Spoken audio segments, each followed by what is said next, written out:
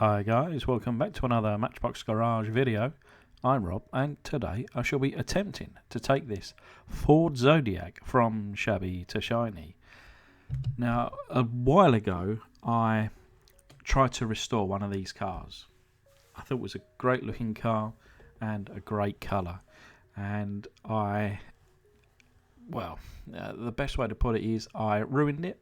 It was in quite a poor state to start with, and I thought a little bit of heat to the die cast would allow me to basically bend the base back, and it didn't, and it ruined it, and that actually kind of, I guess, paved the way to my Mad Max kind of series that I did do.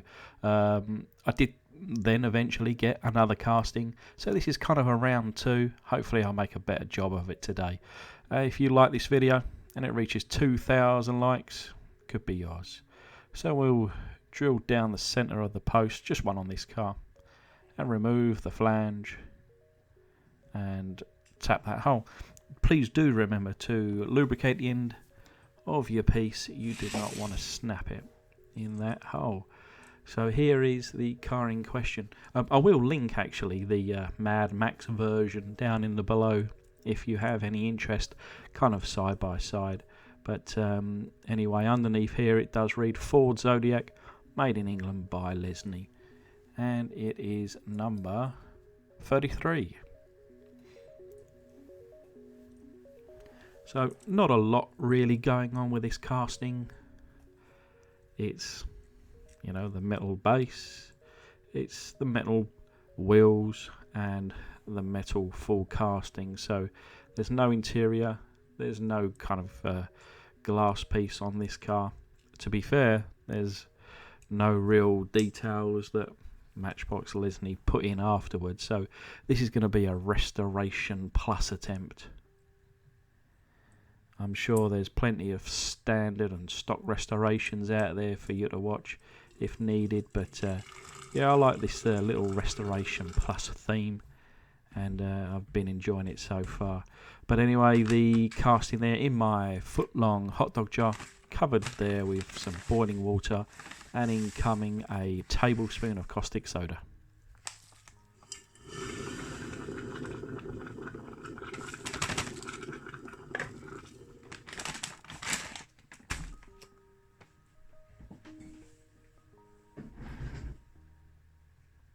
So making sure that I'm wearing my glove here.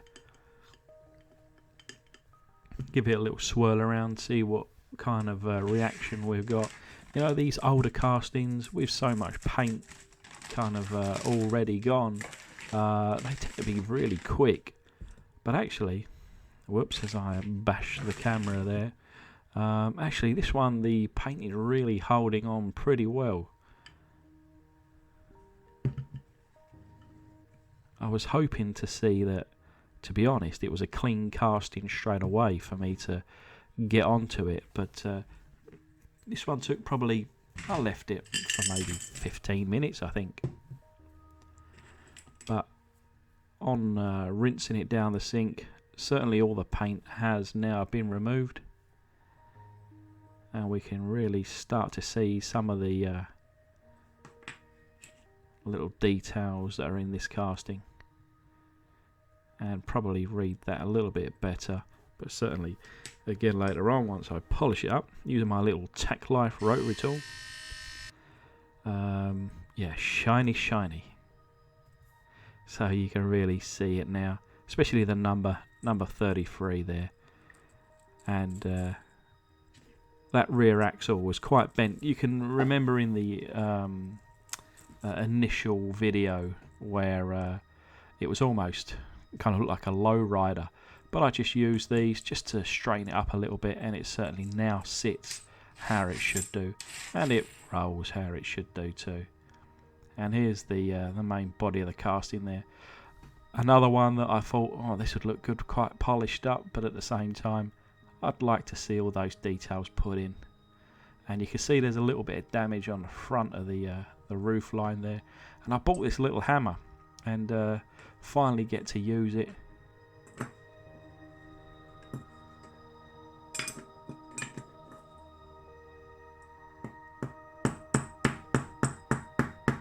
and with a few taps I've got it pretty close.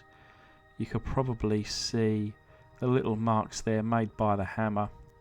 I went as much as I could, really until the A-pillar split here, which I nearly then ripped the thing apart and started to do a Mad Max #2, but no, I've got this kind of special glue that Lee at Time Rider's Wee Little Cars, he used it on a video a while ago, and I thought that looks pretty good, so I grabbed myself a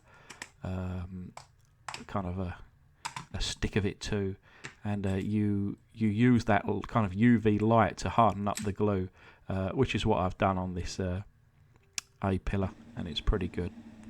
But anyway, paint wise, I didn't try to colour match. I've spent in the past an hour trying to colour match a car. I knew what kind of colour it was roughly, so I just dumped, literally without any measurements, some of the blue, some of that green, and a little bit of white, and this is what we come up with. And it's, to be fair, it was just the first time. I didn't try to add anything other to try and change it. I was quite happy with the colour of this. There's a light metallic to this paint, and to be honest, I did add a little too much thinner, so quite a few extra coats required today. And sometimes I like to change things up, as Leslie did all those years ago. I haven't put any undercoat or primer on here today.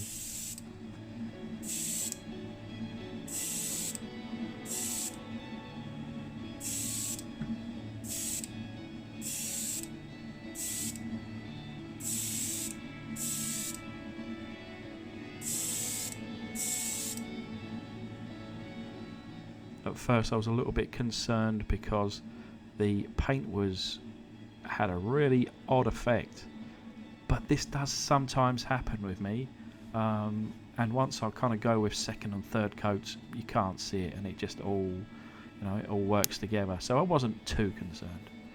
And it is actually now the following day, so there you go, you can really read that now, the full Zodiac there.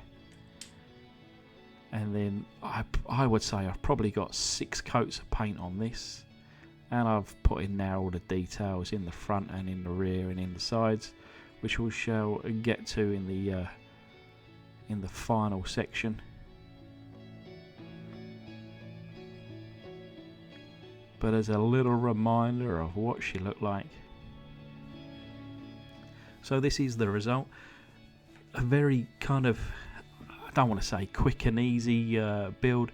I've probably still got 4, maybe up towards 5 hours of taking it apart and stripping all that paint off, repainting it, and then all these details. So you can see here a little bit of chrome around that rear bumper in the I guess the boot kind of mechanism there, a little bit of red in the where I imagine the rear tail lights to be.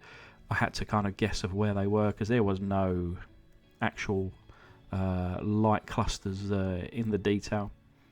And on the sides you'll see the chrome handles. Hopefully you can kind of see the very light metallic in this paint, but obviously very obvious around the front, the chrome in that front grille, bumper and headlights and side lights. But remember, 2,000 likes, this one could be yours. And I'd like to take this opportunity to thank my patrons. You guys are awesome. And thanks everybody else for watching. Hopefully you enjoyed this one, and I'll see you on the next.